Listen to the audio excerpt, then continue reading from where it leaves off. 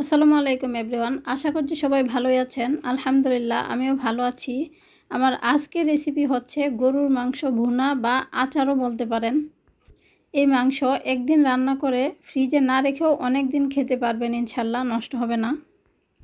আমি মাংসগুলো ছোট ছোট করে কেটে ভালোভাবে ধুয়ে তারপর স্ট্যান্ডারে উঠায় রেখেছিলাম 1 থেকে 1.5 ঘন্টার জন্য, যাতে পানিটা ভালোভাবে ঝরে যায়। তো মাংসের পানিটা ভালোভাবে ঝরায় নিয়ে তারপরে আমি একটা টাওয়াল দিয়ে চিপে চিপে একদম পানিটা বের করে নিয়েছি। তো আপনারাও টাওয়াল বা যে কোনো পরিষ্কার কাপড় দিয়ে মাংসগুলা চেপে চেপে পানিটা বের করে নেওয়ার চেষ্টা করবেন। এখন মাংসগুলোতে আমি মশলা দিয়ে দিচ্ছি। তো প্রথমে দিয়ে দিলাম লবণ, তারপরে 1 চা চামচ পরিমাণ জিরা, 1 চা চামচ ধনিয়া,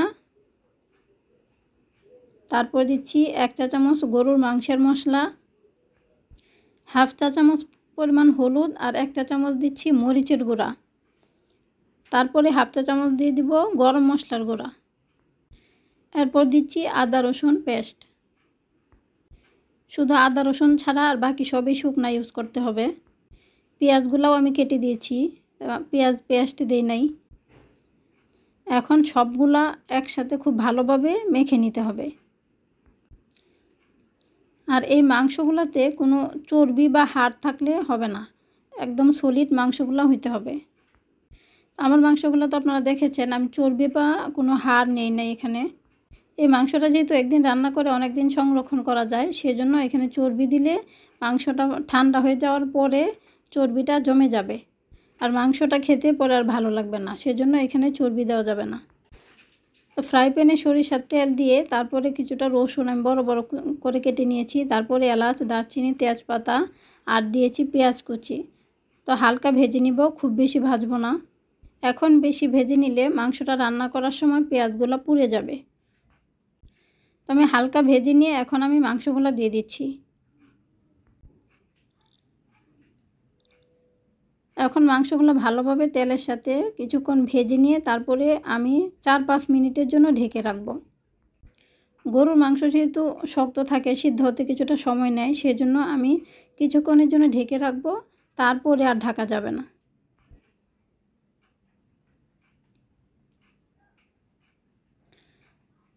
তো মাংসগুলো কিছুক্ষণ ভেজে নিয়েছি, এখন আমি ঢেকে দিব।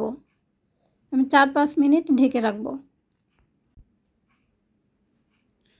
তো আমি 4-5 মিনিট পরে চলে আসলাম। এখন ঢাকনা সরাই নিয়েছি, তারপরে আর ঢাকা যাবে না, কারণ এরপরে যদি ঢাকা হয় তাহলে কিন্তু ঢাকনা থেকে পানি বের হয়ে মাংসতে পড়বে, সেক্ষেত্রে মাংসটা বেশি দিন ভালো থাকবে না, নষ্ট হয়ে যাবে। আর এ পর্যায়ে কিছুক্ষণ পর পর মাংসটা নেড়ে দিতে হবে, না হয় আবার নিচে দিয়ে লেগে যাবে, যেহেতু এখানে কোনো পানি নাই। আর এই মাংসতে তেলের পরিমাণটা একটু বেশিই দিতে হবে, না হলে মাংসটা বেশি দিন ভালো থাকবে না। আর অবশ্যই সরিষার তেল দিতে হবে। যারা হোস্টেলে থেকে পড়াশোনা করে বা চাকরির জন্য ফ্যামিলি থেকে দূরে থাকে, তাদের জন্য এই রেসিপিটা তৈরি করে দিতে পারেন। আবার বাচ্চারাও প্রতিদিনই মাংস খেতে চায়, তো প্রতিদিন মাংস রান্না করা সম্ভব না, সেজন্য একদিন রান্না করে রেখে দিলে বাচ্চাদেরকে দিতে পারবেন। আর এই মাংসটা খাওয়ার সময় অবশ্যই শুকনো চামচ ইউজ করতে হবে, ভিজা চামচ হলে মাংসটা নষ্ট হয়ে যাওয়ার সম্ভাবনা থাকবে। আর ইচ্ছে করলে 15 দিন বা 1 মাস পরে পরে ঢাকনাটা খুলে রোদে দিতে পারেন। আমি কিন্তু কিছুক্ষণ পর পরই নাড়ায় দিয়েছি, আমার মাংসটা প্রায় হয়ে আসছে।